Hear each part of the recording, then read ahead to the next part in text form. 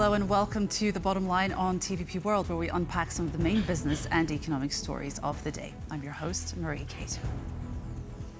This week, we hear that EU leaders are in agreement that 800 billion euros are needed to boost Europe's defence. Not only that, various governments pledge raising their defence expenditure. As a consequence, share prices of top European defence companies have been going up. Let's take a look at what our reporter, Jan Kennedy, has prepared in his feature for us today. The new administration in Washington has sent a clear message to its allies. I said, if you're not going to pay your bills, we're not going to defend you. And with the threat of war the highest in decades, European countries must act, and act fast. We need to get serious about both the production of defense equipment and the production of what this equipment will consume, such as ammunition. The reaction of investors to the recent events speaks for itself. Since the beginning of the year, the share prices of major European armaments companies have recorded massive increases. Italy's Leonardo has surged by more than 70% this year. London-based BAE rose some 40% over the same period, and Germany's Rheinmetall, meanwhile, nearly doubled in value. It has become clear, and the stock market has also realized that Europe is more on its own and has to defend itself accordingly, and that the US has taken a backseat as a reliable partner. In this respect, armaments and defense spending are forecast to be higher, and the values are set correspondingly higher. Country after country, politicians announce hikes to defence budgets. I can announce this government will begin the biggest sustained increase in defence spending since the end of the Cold War. Yeah. We will deliver our commitment to spend 2.5% of GDP on defence, but we will bring it forward so that we reach that level in 2027. The necessary defense expenditure from the federal budget of Germany, above an amount corresponding to 1% of our GDP, will be exempt from the restrictions of the debt brake. And it's not just the states. The European Commission also decided to step in, proposing a massive financial aid for defense outlays. And this is why I presented the Rearm Europe plan today to the leaders. A plan to give Europe the military capability that it needs to face today's threats. It could mobilize up to 800 billion euros. On top of that, European companies will benefit from the member states' reluctance to buy from firms with ties to the US. The CEO of Dassault in France said that he expects that there will be a turn to European companies from countries that were prioritizing the Made in America kind of weapons. However, all this extra spending will probably require sacrifices, a subject not touched upon by politicians as of now. When you look at the long run, countries that are the most indebted, like Spain, France, or Italy, they just can't rely on what was announced by the European Commission. The surge in defence spending is surely felt in Central Europe, with Poland emerging as the biggest spender in relation to GDP out of all NATO countries. What's more, the majority of this sum is earmarked for procurement. Within the next year, we will see a lot of contracts signed, a lot of equipment already delivered to the Polish military, and I think this transfer from increasing the funds to putting the actual equipment in the hands of the military will be better seen in like 6 or 12 months. With the Polish government on a spending spree, local manufacturers are also poised to make an extra buck. So we see that European defence is at centre stage and needs to regroup accordingly, ready to act without American input if need be. To understand what business decisions lie behind the political decisions, we are joined by Holger Schmieding, Chief Economist at Berenberg Bank. Hello and welcome to the show. Thank you. So to begin with, what is boosting the share prices of defence companies? Is it the current geopolitical situation, or is there more to it? Perhaps factories are being built, or there new business strategies perhaps being implemented? The key change is that we have learned a week ago in the Oval Office incident in Washington that we can no longer rely on the US to protect us. This message reverberates across Europe and especially across Germany, which means there will be more money for defense. And the business angle is that defense companies in Europe now know there will be more orders for their goods for a long, long time. This gives them the certainty they need to really step up investment, because we now know this is not just a one-off, a short-term rise in defense spending. This is likely to be a rise in European, including German defense spending for a long, long time. So this is going to cost the taxpayer some money. This is going to lead to more bond issuance, more public borrowing. But of course, the money will be used to a significant extent to buy in Europe the equipment for defense, ammunition, and also to fund research into, well, defense issues. So it's going to have a bit of a snowball effect. You mentioned German defense. I'd like to take a look at Rheinmetall and its recent market capitalization against its competitors. Perhaps we can have a visual here. So it's doubled in value in 2024 alone, with the share price surging at around 1,000% since the full-scale invasion of Ukraine. Perhaps you could comment a little bit about Rheinmetall. It's a prime example. It's surging in investment. It's investing. It's the company that's built new factories in Lithuania. It repurposes facilities in Germany, and all in the name of building up production capacity. What are your comments on that? Well, I don't want to comment on Rheinmetall in particular, but you have mentioned a clear example of what is likely to be a trend for many years in Europe, namely that the companies that we have broaden out, that they build new factories elsewhere, they build new factories at home. And this trend will likely now accelerate, as we now know there will certainly be more money for it. We will probably have knock-on effects in the sense that, for instance, many German, core European, possibly also Polish, small and medium-sized companies, which currently are suppliers, say, to the car industry, will turn their attention to become suppliers to the defense industry. So this is likely to be a broad change across a broad range of industries in Europe, the broad change being we simply need to do more for defense. And, well, yeah, we can point to individual companies doing this or doing that, but they all are just examples of a broad underlying trend. More defense spending means a buildup of more capacities and an opportunity for other companies to supply these defense producers. So is that to say that there'll be new companies entering the market as well, an opportunity for them? We will likely have new companies entering the market. We will probably have also spending that makes it easier for startups to grow and become significant suppliers of defense procurement. Possibly in the drone business, we see in Ukraine that there is rapid evolution of drones. We see that it's often startup companies rather than the established companies which come up with bright new ideas. We will probably now see that money is available for that we will have a significant wave of startups in the defense sector, or of existing startups or other small companies retooling towards the defense sector. After all, businesses need to go and should go to where the money is. Sure. So governments want to spend more on equipment, but after years of neglect and falling production capabilities, can European companies actually deliver? Or is the extra money actually going to go elsewhere, like the US, South Korea, or Japan?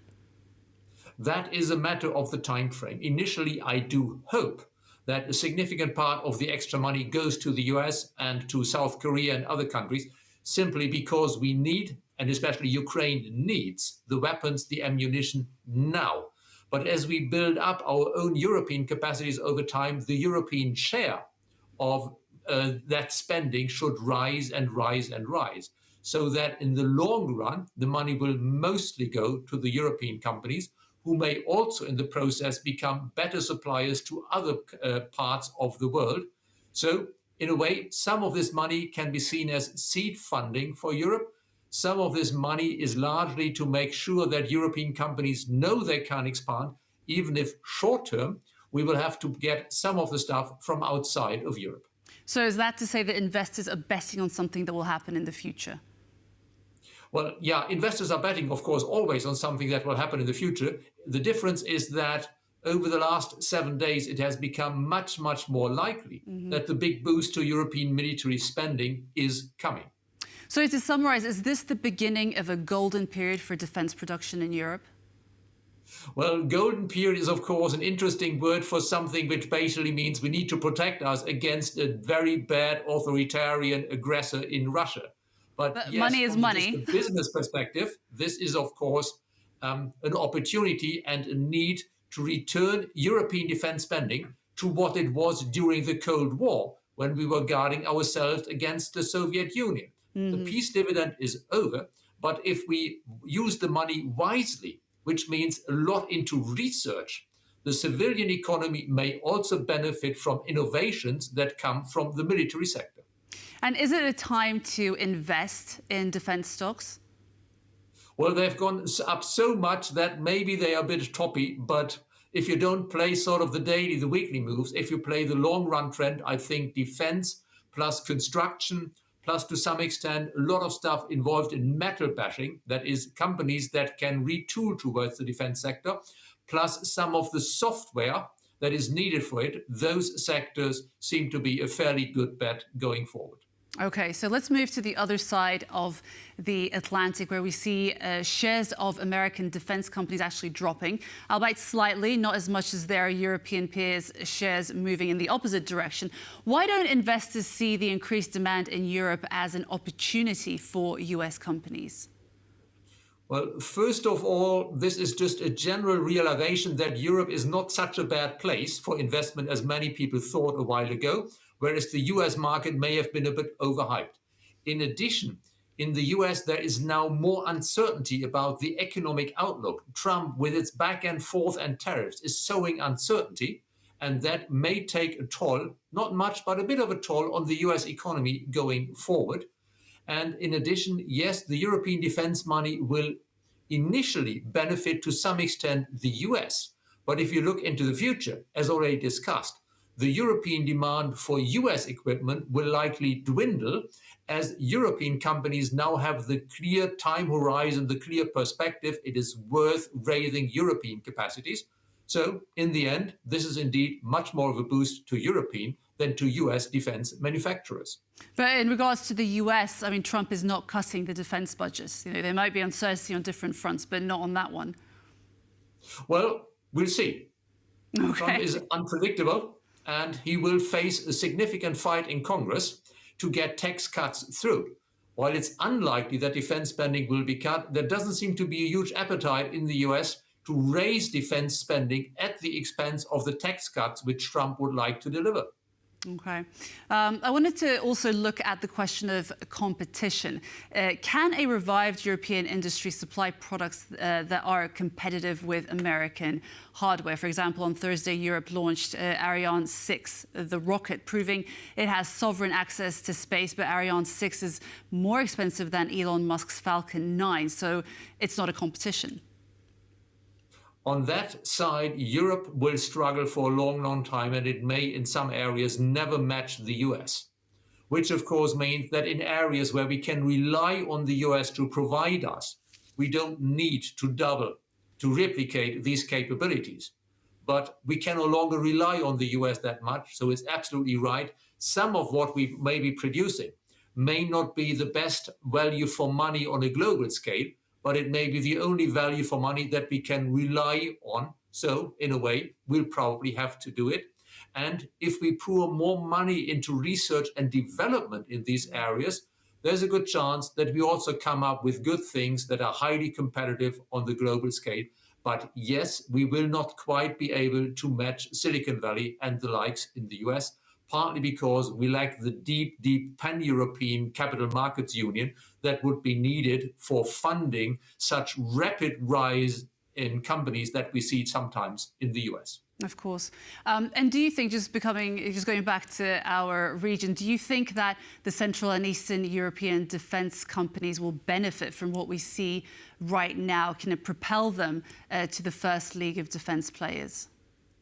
Without knowing much about these companies, I have to say that looking at what's going to happen to spending, looking at a map where defense spending really should play a major role, and looking at the general division of labor, where East Central European countries have become and are becoming more and more part of an overall pan-European supply chain, yes, East Central Europe seems to be a good place where its own companies and other companies from Europe can and will expand production. Poland's Minister of State Assets, Jakub Jaworowski, was a guest on yesterday's On the Record show and shared that Poland is keen to cooperate with other European defence manufacturers. I just wanted to listen to his comments and then I'd like to ask a question about that. One issue, apart from access to finance, which often pops up in discussions about the European arms sector, is the fragmentation of the industry in Europe. So what is your position or the government's position on this? Should Polish state-controlled firms be part of some European consolidation? So definitely we would like to cooperate more with European companies. And as of now, in some aspects, we are already parts of supply chains, right? One of the companies that are overseen by PGZ is a very well-known TNT and explosive producer. So they supply throughout the world. And also to the United States, right? So in a sense that is already happening, but at this very point, in some aspects of production, for example, large caliber ammunitions, we want to localize as much production as possible, right? As it is now, large parts of the production happens in Poland, but some things need to be imported. So the objective now is to localize it. So we need to, again, and we need to balance it with the needs of the military and the security needs, simply put. So I just wanted to ask you, what might this collaboration look like? This localized production, collaboration with other European manufacturers on a wider scale. What we really need is a much more limited range of products, yeah? We don't need that every country or say every small group of country has its own tanks, its own planes. We need much more coordination on that so that we have a simpler line of products for European defense. But that does not mean that some countries have to give up production. Say the same kind of weapons or parts for the same weapon can be produced and should be produced in various countries. So I think the future is not that some companies sort of go under. The future is that companies may merge or may cooperate so that the similar or identical design for a certain kind of weapon is then produced in many places, or that the parts for that weapon are produced in different places across Europe. Okay, and that brings me to my final question about Airbus. There were some rumors, Le Monde wrote about it this week, about Poland acquiring a stake in that company and taking into account the surging shares. Do you think that this would be the right time for Poland to do it? I can't comment on Airbus, but I do think that Poland, as a strong economy, is in a position to really increase its presence in European markets and its stake in companies across Europe. Once again, without commenting on Airbus, I'm not an expert on Airbus, but the overall idea of Poland taking a more active approach makes sense. Okay, Holger, thank you so much for joining us. It's been great speaking to you. A pleasure. Thanks a lot. And we were joined by Holger Schmieding, Chief Economist at Berenberg Bank. Thanks so much for being with us today. I was your host, Marie Cato. Join us every weekday afternoon for The Bottom Line at 5:10 CET on TVP World. And for the latest in regional business, follow us on X and on tvpworld.com. And for more news and analysis, stay with us on TVP World. Goodbye.